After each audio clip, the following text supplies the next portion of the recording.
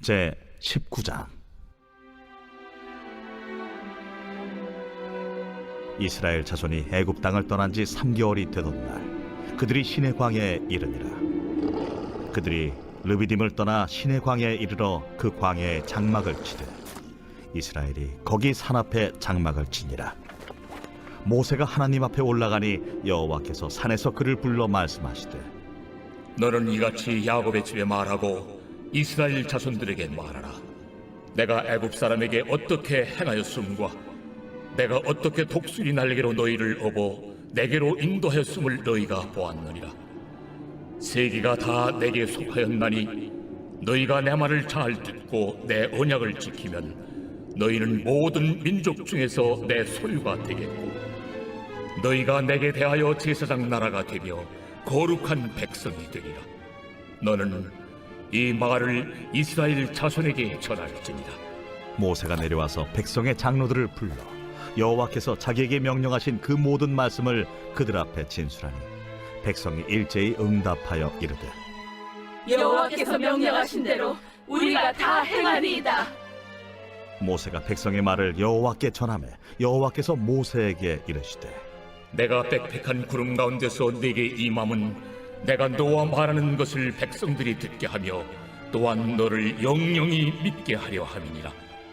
모세가 백성의 말을 여호와께 아뢰었으므로 여호와께서 모세에게 이르시되, 너는 백성에게로 와서 오늘과 내일 그들을 선결하게 하며 그들에게 옷을 빨게 하고 준비하게 하여 셋째 날을 기다리게 하라.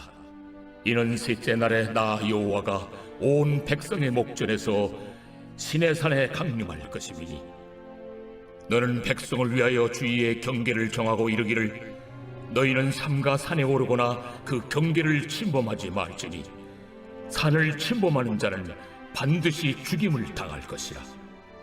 그런 자에게는 손을 대지 말고 돌로 쳐 죽이거나 화살로 쏘아 죽여야 하리니 짐승이나 사람을 막론하고 살아남지 못하리라 하고 나팔을 길게 불거든 산 앞에 이를 것이니라 하라. 모세가 산에서 내려와 백성에게 이르러 백성을 성결하게 하니 그들이 자기 옷을 빨더라. 모세가 백성에게 이르되, 준비하여 셋째 날을 기다리고 여인을 가까이 하지 말라. 셋째 날 아침에 우레와 번개와 빽빽한 구름이 산 위에 있고 나팔 소리가 매우 크게 들리니 진중에 있는 모든 백성이 다 떨더라.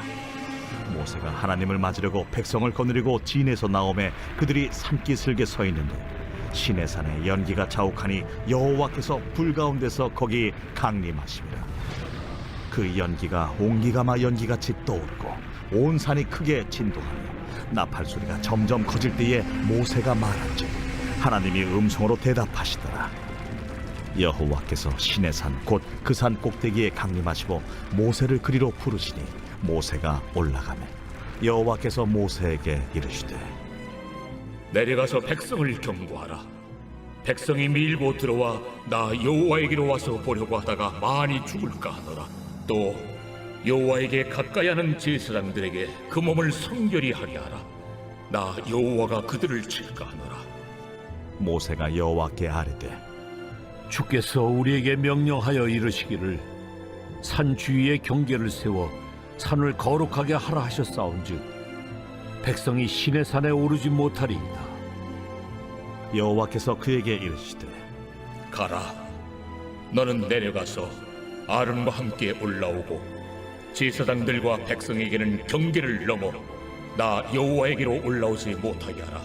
내가 그들을 칠까 하노라. 모세가 백성에게 내려가서 그들에게 알리니라.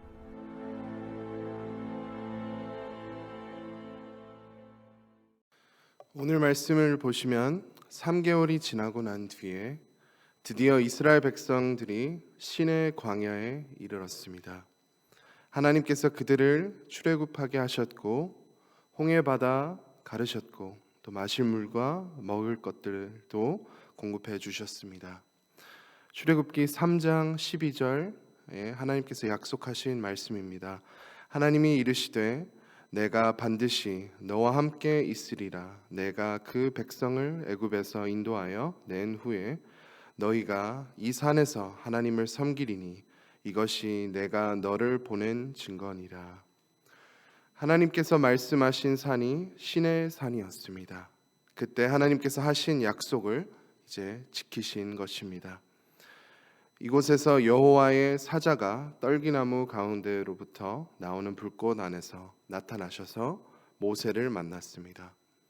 하나님께서 모세를 만나 주셨던 곳이었습니다. 이제 이스라엘 백성도 하나님의 임재, 하나님의 위엄을 경험할 때가 왔습니다.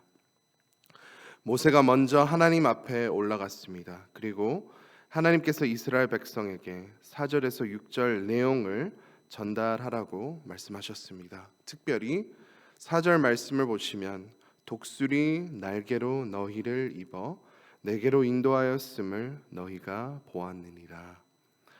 대부분의 새들은 그의 어린 새끼를 발톱으로 잡아서 이동시킵니다. 그래서 위험에 노출이 됩니다. 그러나 독수리는 어린 새끼를 그의 등에 얹어서 이동시킵니다.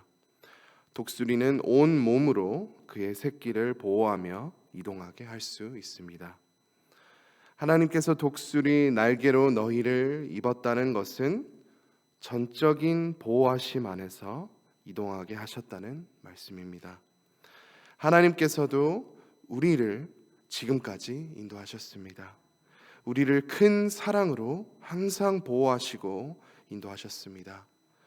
독수리 새끼는 보호받으며 어디든 그의 어미와 함께 갑니다. 그가 혼자서 아무것도 할 수 없음과 같이 우리도 하나님의 은혜로 지금까지 지내온 것을 기억하며 하나님께 항상 감사와 영광을 올려드리시기를 간절히 소망합니다. 독수리 내용 바로 다음에 보시면 내게로 인도하였음을 너희가 보았느니라. 하나님께서 이스라엘 백성을 살리신 이유는 그들과 교제하기 위함이었습니다. 이와 같이 하나님께서 우리와 함께 교제하시기를 원하십니다. 그래서 우리를 살리신 것입니다. 또 5절 말씀 보겠습니다. 세계가 다 내게 속하였나니 너희가 내 말을 잘 듣고 내 언약을 지키면 너희는 모든 민족 중에서 내 소유가 되겠고, 그들이 하나님의 말씀을 잘 듣고 하나님의 언약을 지키면 하나님의 특별한 소유가 되겠다고 말씀하셨습니다. 모세가 이 내용들을 모든 장로들에게 먼저 전했고 모든 백성들이 여호와께서 명령하신 대로 다 행하겠다고 말했습니다. 이제 하나님의 임재가 임할 때가 왔는데 먼저 모든 사람들은 하나님을 경외하는 마음이 필요했습니다. 백성들은 준비해야 했습니다. 백성들이 마음대로 산에 올라가서 하나님과 교제하는 것이 아니었습니다. 백성은 성결해야 했으며 옷을 빨아야 했습니다. 주위의 경계를 정하고 그 경계를 침범하는 자는 반드시 죽임을 당할 것이라고 말씀하셨습니다. 여인을 가까이 하지 말라고 또 했습니다. 그리고 3일을 기다려야 했습니다. 어른이 아이에게 너무 잘해주면 아이가 어른에게 함부로 대할 때가 있습니다. 그 사랑이 귀한 줄도 모르고 그 어른을 함부로 대할 수도 있습니다. 그래서 아이들에게 바르게 가르쳐야 합니다. 어른들을 공경하고 인사 잘하고 바른 태도로 예의 바르게 해야 한다는 인식을 잘 심어줘야 합니다. 하나님은 사랑이십니다. 하나님보다 더 따뜻하시고 은혜 많으시고 잘 참아주시는 분은 없습니다. 너무 사랑이 많으셔서 자칫 잘못하면 우리가 하나님께도 함부로 대할 수 있는 것입니다. 분명 해서는 안 되는 생각과 행동들을 뭐 하나님 이해하시겠지, 용서해 주실 거야, 이렇게 타협할 수 있는 것입니다. 하나님께서 그 누구도 그리고 그 어떤 것보다 더 귀하심으로 우리도 항상 하나님을 경외하는 마음으로 살아가야 합니다. 이러한 제안들이 이스라엘 백성들에게 꼭 필요했습니다. 셋째 날 아침이 다가왔습니다. 우레와 번개와 빽빽한 구름이 산 위에 있었고 나팔 소리가 매우 크게 들렸습니다. 백성이 다 떨었습니다. 모세가 하나님을 맞으려고 백성을 산기슭으로 인도했습니다. 시내산의 연기가 자욱했습니다. 온 산이 크게 진동했습니다. 하나님께서 모세에게 제사장 포함 모든 사람들에게 하나님을 보러 밀고 들어오지 말라고 또 경고하라고 하셨습니다. 사람들이 이 모든 것들을 목격하며 떨고 있을 때 모세는 계속해서 하나님 만나러 산을 올라갔다 내려갔다 반복했습니다. 모세도 사람인데 얼마나 떨렸겠습니까? 그럼에도 불구하고 하나님의 은혜를 힘입어 담대히 나아갔습니다. 현대 많은 그리스도인들은 하나님의 위엄을 이러한 방식대로 경험하기를 원합니다. 하나님, 이렇게 강력하게 하나님의 임재를 경험하면 제 믿음이 얼마나 더 강해지겠습니까? 이렇게 생각을 합니다. 우리가 기억해야 할 것은 이스라엘 백성들은 이 시점에서 불과 40일 정도 후에 금송아지 우상을 세우고 하나님 앞에 온갖 더럽고 흉악한 죄를 범했습니다. 금송아지가 그들을 애굽에서 탈출하게 했다고 외칠 사람들이었습니다. 이 상황을 보면 하나님의 임재 앞에 놀라워하는 것과 하나님을 믿고 의지하는 것은 별개입니다. 우리의 마음을 움직이는 가장 강력한 능력은 표적이 아니라 하나님의 사랑입니다. 십자가 사랑입니다. 이러한 경계선들과 제한들이 필요한 것은 하나님은 거룩하십니다. 죄 많은 우리가 감히 하나님께 다가갈 수 없었습니다.